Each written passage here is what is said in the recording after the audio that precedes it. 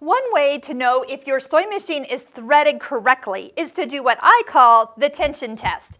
So when you thread the machine, first off, this first groove that comes down right next to the tension dial, which by the way, just leave that at 4. If you have the same weight of thread in your needle as you do in the bobbin, 4 is a nice balanced tension for what you're stitching.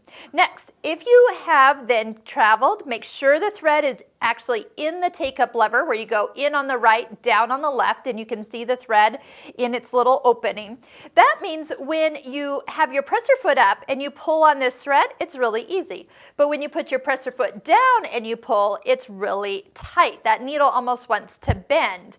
So that is a way to know whether your machine is threaded correctly. Now we get calls at the store all the time and people say, oh, I have these awful threads on the back of my fabric. They're all loopy, or sometimes they'll say a nest or a mess.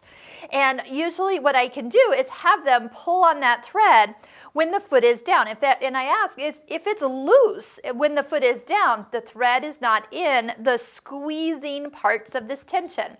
It's actually outside of it. So make sure that you always get the thread in there. And I even recommended that you kind of floss the thread back and forth, and also thread with your presser foot up. That means everything is open when you're threading the machine.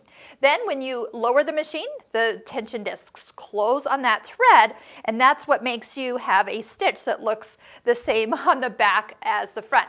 So if you're unsure, you can do that little tension test, foot up and it should be loose, foot down and it should be tight.